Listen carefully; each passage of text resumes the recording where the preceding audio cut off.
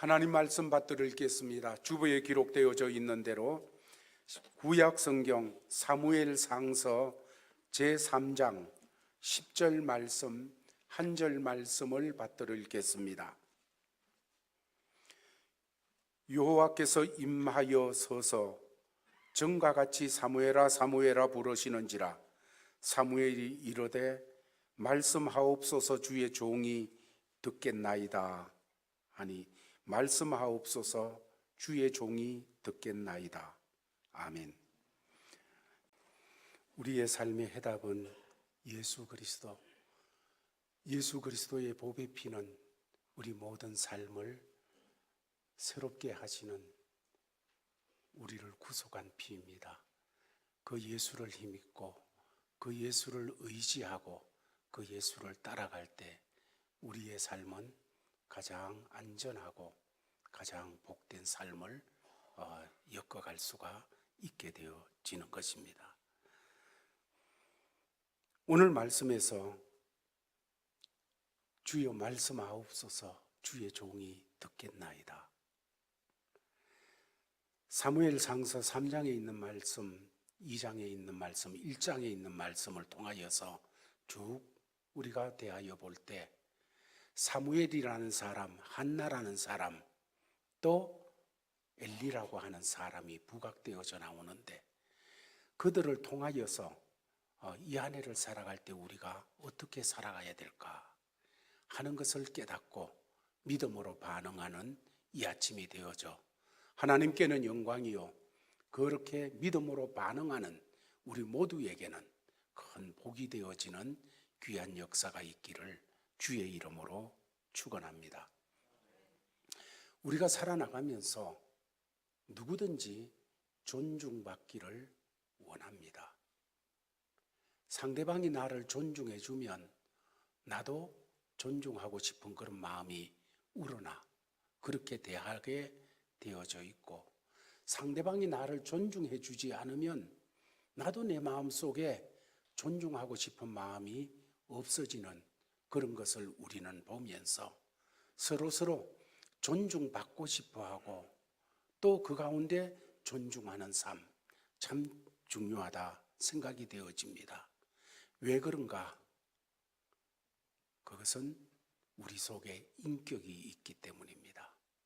사람이 서로 대하는 것은 그냥 물체가 서로 대하는 것이 아니라 인격 대 인격이 서로 대하기 때문에 그 인격이 존중받고 존중하고 그런 삶 속에서 가치를 느끼게 되어지고 보람을 누리게 되어지는 그런 삶이 있기 때문이지요. 사람은 서로 존중하고 존중받고 해야 마땅하지요. 그런데 하나님께서도 우리와의 관계에서 인격적인 관계를 가지고 계십니다. 하나님께서는 일방적으로 우리를 밀어붙이시는 하나님이 아니시고 인격이신 하나님께서 인격으로 우리를 만드셔서 그 인격체인 우리를 대하시면서도 인격적으로 서로 연결하고 관계를 맺어 나가시기를 원하십니다. 인격이신 하나님께서는 하나님의 아들, 딸 된 우리가 하나님을 존중히 여기기를 원하십니다. 사람 사이에서도 우리가 존중히 여김을 받기를 원하고 존중하는 그런 삶이 우리에게 참 필요하듯이 하나님께서도 우리와 관계를 가지고 우리와 말씀하시고 우리 삶에 간섭하실 때에 우리가 인격적으로 하나님을 존중하는 이런 사람이 되기를 기뻐하시는 것입니다. 사무엘 2장 30절 말씀을 보면 후반부에 이렇게 말씀을 하십니다. 나를 존중히 여기는 자를 내가 존중히 여기고 나를 멸시하는 자를 내가 경멸하리라. 왜 하나님이 이렇게 말씀하십니까? 하나님은 인격이시기 때문에 인격이신 하나님께서는 나를 존중히 여기는 자를 나도 존중히 여기고 나를 멸시하는 자를 내가 경멸히 여기겠다. 여러분, 이 한 해를 살아가면서 어떤 자리에서든지 하나님을 존중히 여겨, 하나님이 우리를 존중히 그렇게 대해 주시고 존중히 우리에게 역사하시는 이런 복을 받아 누리기를 주의 이름으로 축원합니다. 우리의 삶의 걸음을 걸으면서 하나님을 멸시함으로 하나님이 우리를 보고 우리의 삶을 대하고 우리의 형편과 내가 부닥친 일을 대하면서 하나님이 우리를 경멸히 여기면 어떻게 하겠어요? 그 모든 일, 그 모든 부닥치는 자리, 거기에서 하나님이 우리를 존중히 여기시사 우리에게 은혜 주시고 우리를 살게 하시고 우리를 치유하시고 우리를 소생시키시고 이 역사가 있기를 주의 이름으로 축원합니다. 그런데 인생을 살면서 이런 인생을 살지 못하고 실패한, 하나님을 존중히 여겨 하나님께서 존중히 여겨주시고 하는 그런 삶에 실패한 대표적인 사람이 성경 인물 중에서 엘리 제사장입니다. 하나님을 존중히 여기지 아니하고 다른 걸 존중히 여기다가 자기 인생 실패해버렸고 자기 후손들 망쳐버렸고 그런 대표적인 사례가 되어지는 사람 엘리라는 거예요. 2장 30절에 나를 존중히 여기는 자를 내가 존중히 여기고 나를 멸시하는 자를 내가 경멸히 여기겠다. 이 말씀은 그 앞부분에 하나님께서 엘리 제사장을 책망하시면서 그의 죄들을 지적하시고 책망하시면서 말씀하시는 가운데 나온 말씀입니다. 29절 말씀을 보면 하나님께서 이렇게 말씀을 먼저 주십니다. 같이 한번 읽어보겠습니다. 시작.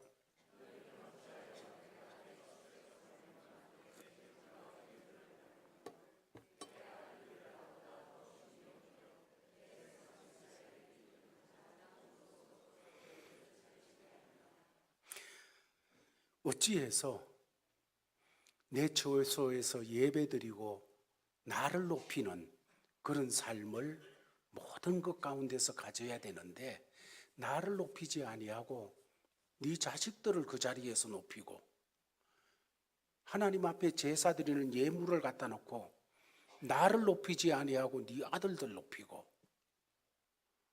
나를 예배하는 찬양 드리는 이 자리에서 나를 높이지 아니하고 너를 높이고 하나님께서 지금 그걸 지적하시는 거잖아요. 하나님이 지적하시는 것은 야, 너 참 무능하다. 너 왜 그렇게 무지하냐? 너 왜 그렇게 정보가 적으냐? 너 왜 그렇게 가진 것이 없느냐? 하나님께서 너 왜 이렇게 건강하지 못하냐? 그걸 지적하시는 것이 아닙니다. 하나님이 지금 지적하시는 것은 제사장의 직분이라는 것은 하나님을 경배하고 하나님을 찬양하고 하나님을 높여드리며 뿐만 아니라 찾아오는 수많은 사람들에게 역시 하나님을 높이고 하나님을 찬양하고 하나님을 경배하고 하나님을 높여드리도록 하는 그것을 도와드리는 그 자리 아니냐? 그런데 엘리 제사장은 그 자리에서 하나님을 높이지 아니하고 자신을 높이고 자식들을 높였다는 것입니다. 하나님이 지금 이것을 지적하고 계시는 거예요. 하나님께서 이렇게 지적하시는 이 말씀 앞에서 하나님의 아들, 딸 된 우리들도 이 말씀 앞에 마음을 낮추고 겸손해지기를 바랍니다. 우리 모두 삶의 자리가 있습니다. 그 삶의 자리는 하나님 높여야 될 자리들입니다. 하나님께서 부모되게 한 자리, 자식되게 한 자리, 회사에서 내게 준 자리, 사업에서 내게 준 자리, 교회에 와서 하나님이 주신 직분의 자리, 여러분 그 자리들 다 하나님 높이라고 주신 자리입니다. 하나님을 존중히 여기라고 주신 자리입니다. 그래서 내 삶의 모습을 보며 야, 저 친구는 여기서도 하나님을 높이는구나. 자기를 높일 수 있는 순간에 하나님을 높이는구나. 자식 자랑할 수 있는 그 자리에 하나님 높이는구나. 사업 성공하면서 잘했다고 자랑할 수 있는 그 자리에서 하나님을 높이는구나. 넘어지고 쓰러진 그 자리에서도 원망하고 불평하는 것이 아니라 하나님 높이는구나. 하나님을 존중히 여기는구나.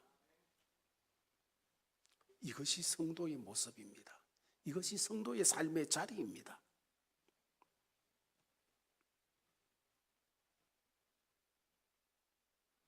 그런데 만일 그 자리에서 하나님을 높이지 아니하고 나를 높이고 다른 것을 높일 때 엘리의 경고가 우리의 경고가 될 수가 있다는 것입니다. 엘리가 받은 경고가 우리가 받을 경고가 될 수도 있다는 것. 사무엘상서 4장 18절 말씀을 보면 주께서 이렇게 말씀하십니다. 다 같이 한번 읽어보겠습니다. 시작.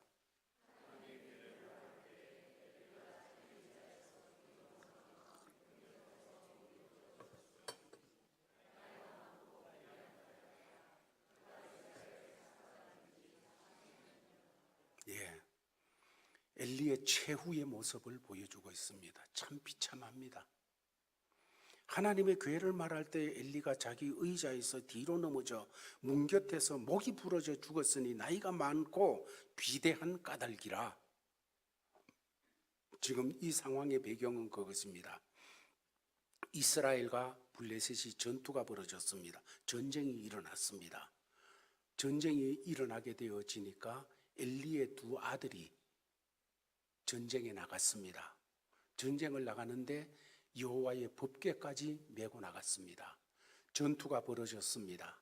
벌어졌는데 그날 두 아들이 그 자리에서 죽게 되어집니다. 그 전쟁에서 죽었습니다. 뿐만 아니라 여호와의 법궤도 뺏겼습니다. 이것을 그 전투에 참여했던 한 젊은이가 쫓아와서 이제 엘리 제사장이 문 곁에 있는데 의자에 앉아 있는데 와서 이야기를 하는 거예요. 두 아들 죽었습니다. 또 여호와의 궤가 뺏겼습니다 하는 얘기를 할 때 그가 그 말을 듣고 충격을 받으면서 의자에서 넘어지는 거예요. 넘어질 때 목이 부러져서 죽었다 이렇게 말합니다. 그런데 목이 부러져 죽었으니 나이가 많고 비대한 까닭이라. 뚱뚱해져 있으니까 넘어질 때 그 무게에 의해 가지고 목이 부러지면서 죽게 되어졌다고 자세하게 설명을 하고 있습니다. 한날에 자식들이 다 죽었습니다. 그리고 엘리도 비참하게 죽었습니다. 그 과정에서 비대한 까닭이라 하는 표현을 쓰고 있습니다. 비대하다는 이 단어는 히브리어로 카보드라고 하는 단어인데, 카보드, 여러분 카보드라고 하는 이 단어는 비대하다 하는 것으로도 번역하여 나타낼 수 있지만은 그런 뜻을 가지고 쓰입니다.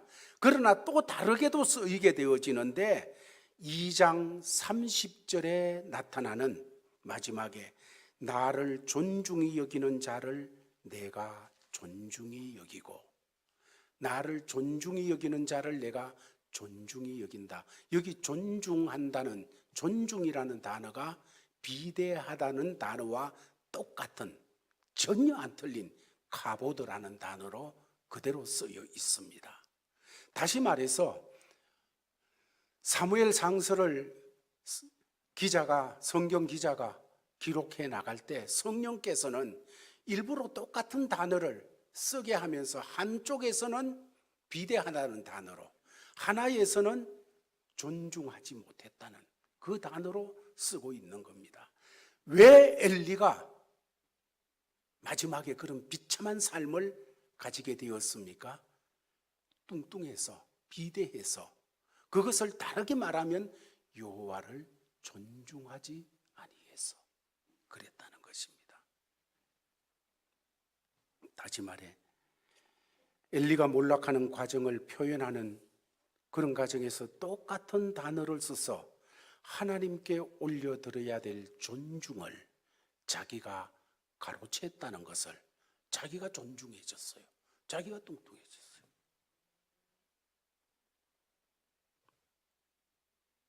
그러면 오늘 아침에 우리가 이 말씀을 대하면서 어떻게 하는 것이 하나님을 존중히 여기는 내 삶에서의 걸음걸음이 될 수 있을까? 우리는 하나님 존중히 여기고 싶지요. 그러나 어떻게 하는 것이 하나님을 존중히 여기는 것인가? 1장, 2장, 3장 그리고 그 이후에 몇 장을 통하여서 한나나 사무엘이나 또 엘리 제사장을 대하면서 이것이 하나님을 존중히 여기는 삶이구나 하는 것을 마음에 새기는 이런 역사가 있으면 좋겠습니다. 첫 번째로 1장 24절에 한나의 경우에서 이런 모습을 드러냅니다. 같이 한번 읽어보겠습니다. 시작.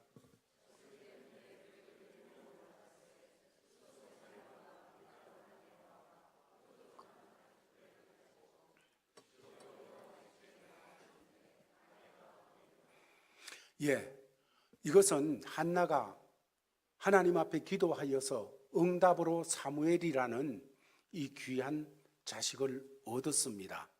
그 자식을 가지게 되었을 때 한나는 하나님 앞에 서원을 합니다. 약속을 합니다. 이 아들을 주시면 이 아들을 하나님 앞에 드리겠습니다. 하나님 앞에 약속을 했어요. 그렇게 하나님 앞에 한 약속, 아이를 낳고 나서 이제 젖된 후에 아이가 아직 어릴 때예요. 젖된 후에 아이를 데려다가 실로에 있는 성전에 가서 이 엘리 제사장에게 맡기는 이런 모습이 본문에 나타나 있습니다. 그런데 여기서 성경 기자가 젖된 후에 아이가 어릴 때에 하는 것을 강조하면서 이야기하고 있습니다. 젖된 후 아이가 어릴 때는 아이 입장에서 보면 엄마가 없으면 안 될 때입니다. 엄마가 없으면 모든 것이 없는 거나 마찬가지예요. 불안해서 견딜 수가 없는 시기잖아요. 그리고 엄마 입장에서 보면 아이를 우리가 케어하는 속에서 가장 예쁠 때입니다. 그렇죠? 젖된 후 제일 예쁠 때예요. 옛날에 한국 텔레비에 아기가 이제 조그만 아이가 말도 잘 못하는 아기가 그냥 뭔 얘기를 하다가 제가 볼 때 그 얘기가 아닌데 뭐 아빠 비슷한 얘기를 했어요. 그러니까 아빠 했다고 그냥 막 하는 그런 얘기가 있잖아요. 그만큼 예뻐요. 그냥요. 그냥 단어 비슷하게만 해도 예쁘고 그냥 가슴이 오그라들고 그렇게 되는 때가 젖된 후 그때가 되어지는 것 아니겠습니까?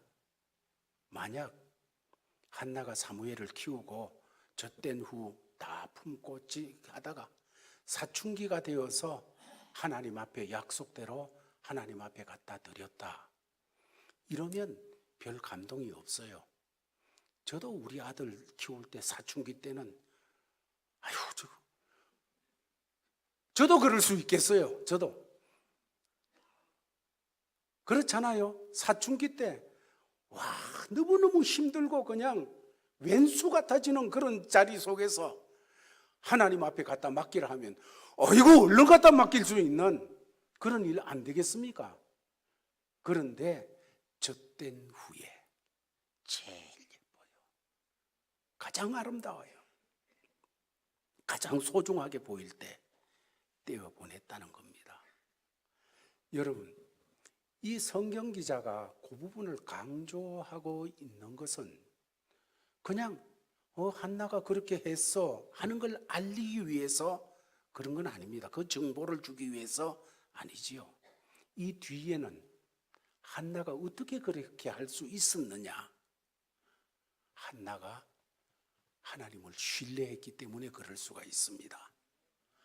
만약 엄마가 제일 필요한 시기, 엄마 없으면 아무것도 없는 것 같은 그런 시기, 그런데 저기 여호와의 전에 갖다가 놓으면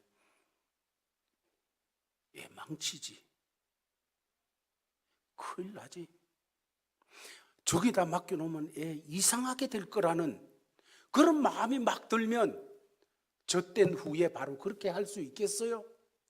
할 수 없지요. 갖다 맡기면 달라지, 갖다 맡기면 이상한 성격 되지, 저래가지고 큰일 나지, 이런 마음 들면 못해요. 그러나 젖된 후에 갖다가 맡겨요. 왜? 하나님 믿기 때문에, 하나님 신뢰하기 때문에. 없는 가운데서도 사무엘을 주신 그 하나님께서는 하나님께 맡길 때 최선으로 키워주신다, 최선으로 인도하신다, 최선으로 역사하신다는 믿음이 있으니까 그럴 수가 있는 것이지요.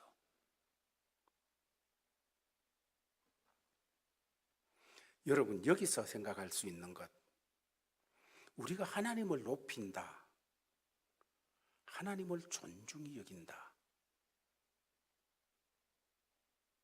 그것은 하나님을 신뢰하는 것입니다. 하나님을 신뢰하는 것이, 하나님을 믿는 것이, 그것이 하나님을 존중히 여기는 일이에요.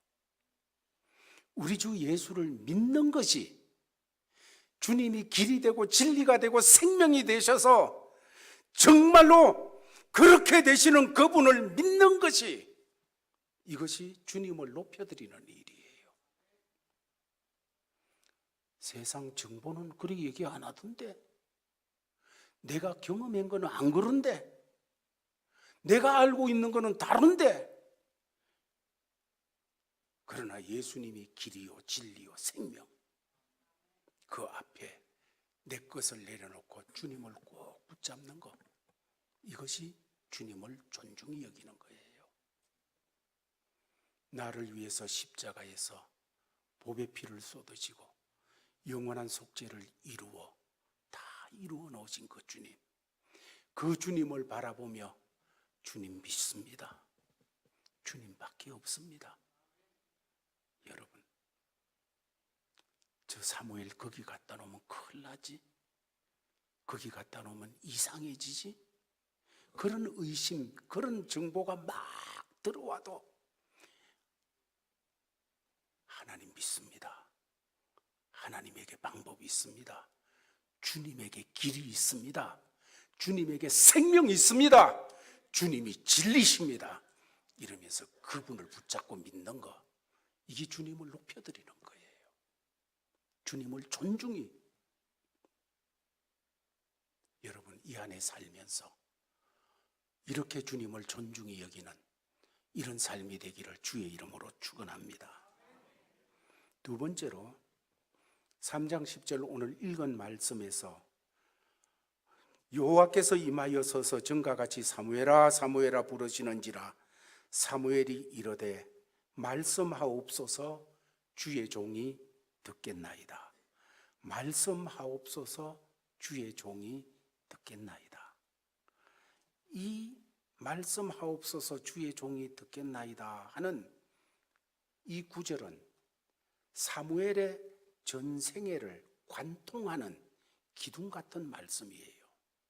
사무엘의 모든 사리에서 그가 늘 기둥처럼 붙잡고 있는 것은 주님 말씀하옵소서 주의 종이 듣겠습니다. 말씀하옵소서 전쟁하러 나가야 됩니까? 말아야 됩니까? 말씀하옵소서 주의 종이 듣겠습니다. 기름 부어야 됩니까? 말아야 됩니까? 말씀하옵소서 주의 종이 듣겠습니다. 전 일생 통틀어서 그 속에 기둥처럼 세워져 있는 말씀하옵소서 주의 종이 듣겠나이다. 여러분, 이 말은 뭔 말입니까? 주님의 말씀을 듣기를, 주님의 말씀에 귀 기울이는, 주님의 말씀에 갈증이 있는 이런 자세를 말하고 있습니다. 여러분, 우리가 살아가면서 어떤 것이 하나님을 존귀 여기고 높이는 그런 삶이 되어집니까? 하나님의 말씀을 사모하고 그 말씀을 듣는, 이것이 주님을 높이는 삶이라는 것을 새기시기를 바랍니다. 저와 여러분의 일평생에 정말 사무엘처럼 사무엘의 모습을 본받아서 말씀하옵소서 주의 종이 듣겠나이다. 이것이 우리 가운데 세워지면, 근데 이 말씀을 대하면서 참 아픈 사실이 있습니다. 사무엘의 삶에 전 삶의 기둥처럼 놓여진 말씀하옵소서 주의 종이 듣겠나이다, 정말 모토가 되어져 있는 이것을 가르쳐 준 사람이 누군 줄 압니까? 엘리 제사장이에요. 3장 9절 말씀을 우리 같이 한번 읽어보겠습니다. 같이 읽습니다. 시작.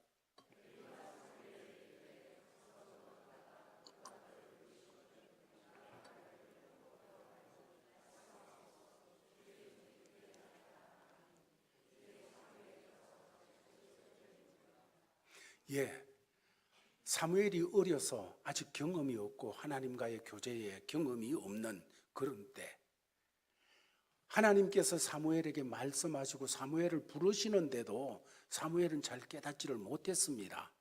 그래가지고 그것을 엘리 제사장에게 얘기하니까 엘리 제사장이 정확하게 가르쳐줘요. 정확하게 정답을 주고 있습니다.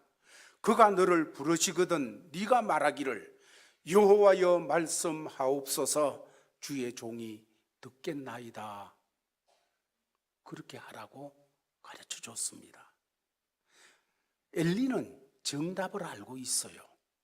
그걸 다른 사람에게 가르쳤어요. 그런데 자신은 그것을 이행하지 않았다는 것입니다. 우리 제일가족들 이 한 해 앞으로 살아가면서 정답을 말하는 게 아니라 우리의 삶으로 하나님을 존귀하게 여기고 우리가 하나님의 말씀을 듣고 순종하는 이런 사람이 되어지기를 바랍니다. 정답은 누구나 막 얘기를 해요.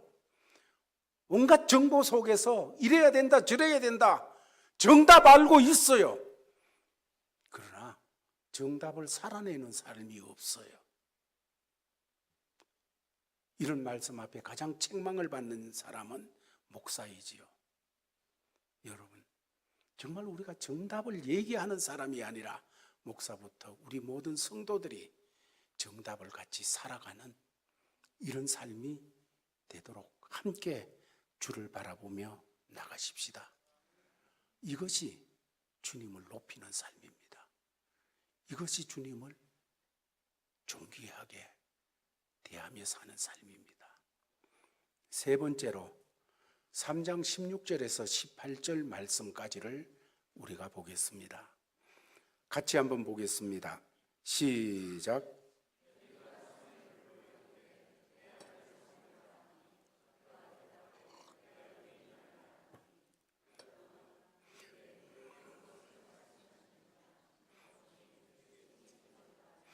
네게 말씀하신 모든 것을 하나라도 숨기면 하나님이 네게 벌을 내리시고 또 내리시기를 원하노라 하는지라.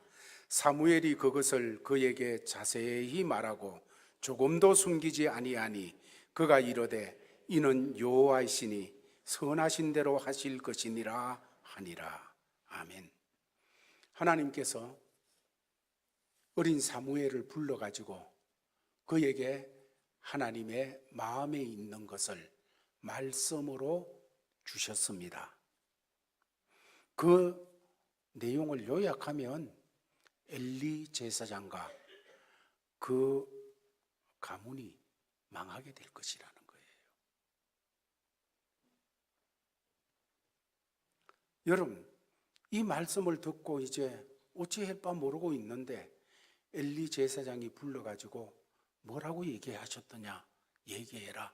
하나도 숨김없이 얘기해라. 하나라도 숨기면 너 하나님 앞에 벌 받는다. 그러니까 나한테 다 얘기해라. 하게 될 때 이제 엘리 제사장에게 하나님이 당신 망하고 당신 가문 망하게 하신다는 하나님의 말씀을 그대로 다 얘기했습니다. 그때 마지막 부분에 보면 그가 이르되 이는 여호와시니 선하신 대로 하실 것이니라. 이 말씀을 들으면 모범 답안을 또 얘기하는 것 같아요. 이는 여호와시니 선하신 대로 하실 것이니라. 이것만 보게 되면 엘리 제사장이 대단히 믿음 좋은 사람 같습니다. 하나님의 말씀에 엄청나게 순종하는 사람 같아요. 여호와시니 그는 선하신 대로 하실 것이니라. 그런데 엘리의 문제가 뭘까요? 만약 엘리가 정말로 하나님의 말씀을 존중히 여기고 하나님을 존중히 여기고 하나님의 말씀대로 이루어지는 하나님이 뜻하신 대로 역사하시는 그 하나님을 신뢰하고 그 하나님이 하신 말씀을 믿었다면 그 얘기를 들을 때 얼굴이 사색이 돼야지요. 정말로 그 얘기를 들을 때 오 하나님 하면서 엎어져야 되는 거지요. 그런데 엘리의 그런 모습이 안 보여요. 하나님께서 아직 일어나지 않았습니다. 앞으로 하나님이 하실 일이에요. 앞으로 일어날 엘리의 가정에 그 가문에 일어날 일을 하나님이 사무엘에게 미리 보여주시고 말씀하게 하셨어요. 하나님이 왜 그렇게 하시는 것입니까? 여러분, 하나님의 마음이 어떤 거라고 생각합니까? 하나님께서 그냥 너 그때까지 좀 죽을 고생해봐라. 마음 고생 시큰하고 있다가 당해봐라. 여러분, 하나님 그런 마음으로 미리 얘기하시는 겁니까? 부모된 분들은 잘 아시겠죠. 자식들에 대해서 너 그러면 혼나. 너 그러면 맴매할 거야. 너 그러면 이럴 거야. 여러분, 그렇게 얘기하는 게 뭡니까? 하나님께서 지금 미리 얘기하세요.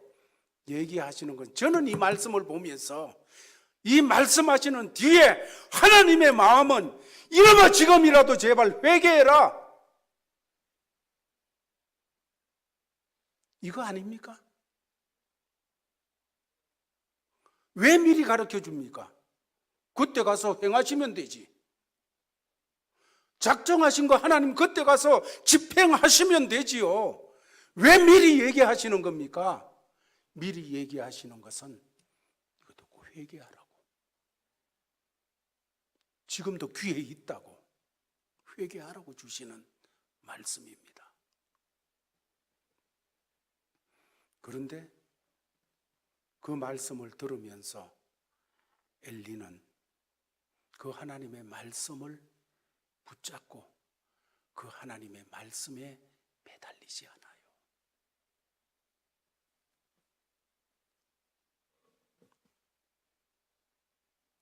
오늘날도 이 말씀을 대하면서 생각해 봅니다. 과거보다가도 수많은 메시지를 우리는 듣게 됩니다. 교회 와서도 듣고 집에서 인터넷을 통해서도 듣고 온갖 책자와 정보들을 통해서 많은 말씀들을 들어요. 말씀을 들으면서 어떨 때는 고개를 끄덕이기도 하고 어떨 때는 감동이 되어서 가슴이 뭉클해지기도 하고 멍하게 있기도 하고 하게 되어지지요. 그러나 그 순간이 지나고 나면 그 말씀 잊어버려요. 그 말씀을 붙들고 씨름하는 게 없어요. 그 말씀을 붙들고 회개하는 것이 없어요. 기회가 있을 때 회개하는 것, 기회가 있을 때 하나님 말씀 붙잡고 돌이키는 것, 이것이 하나님을 존중히 여기는 것입니다. 엘리는 하나님을 존중히 여기지 아니해서 목이 부러져서 죽습니다. 지금 엘리에게 말씀이 떨어져 있어요. 그 말씀 붙들고 엎어져 회개하고 삶을 바꾼다면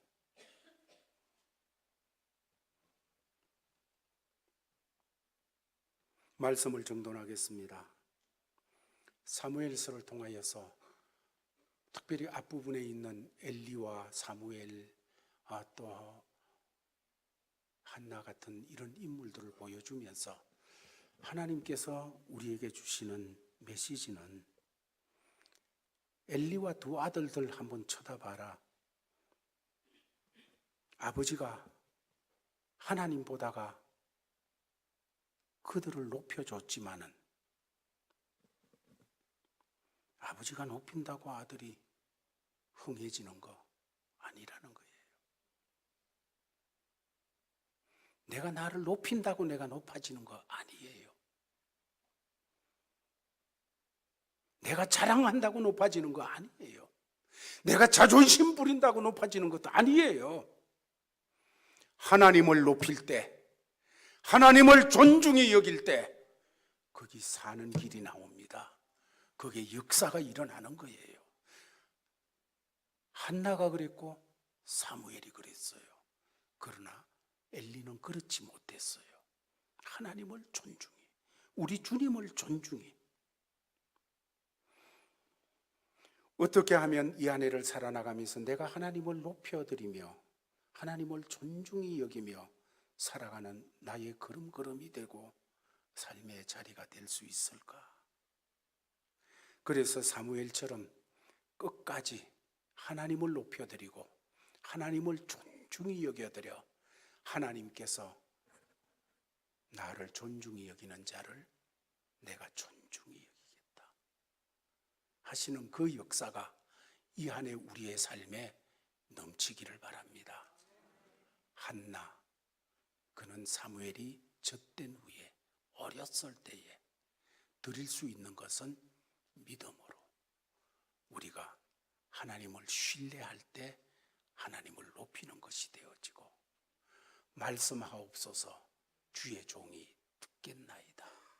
하나님의 말씀에 대한 갈증을 가지고 그 말씀이 떨어질 때 그 말씀을 붙잡고 존중히 여겨나가는 그것이 하나님을 존중히 여기는 삶이며 더 나아가서 그 말씀이 떨어질 때 날 책망하고 그 말씀이 나를 지적할 때 말씀 붙들고 엎드러져 회개하며 주여 살려주옵소서. 예수밖에 없습니다. 예수 피밖에 없습니다. 엎드려지는 사람, 하나님을 존중히 여기는 사람입니다.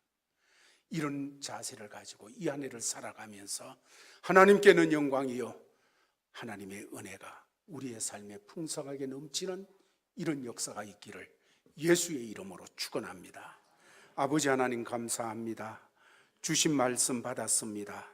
받은 말씀 붙잡고 믿음의 경주해 나갈 때 하나님을 높이고 걸음걸음마다 하나님을 존중히 여기는 이 삶으로 나가도록 복 주시옵소서.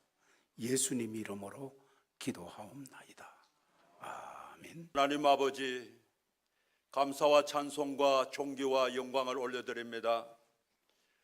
주님께서 말씀하옵소서 주의 종이 듣겠나이다 고백하며 뒤돌아가는 모든 성도들 위해 지금은 우리 구주 예수 그리스도의 은혜와 우리 하나님 아버지의 무한하신 사랑과 보혜사 성령님의 교통하심과 인도하심과 충만하심이 말씀 듣고 돌아가시는 사랑하는 모든 성도들 머리 위에, 가정 위에, 사업장 위에, 자기가 처소 있는 그 장소 위에 이제로부터 영원토록 함께 계실지어다.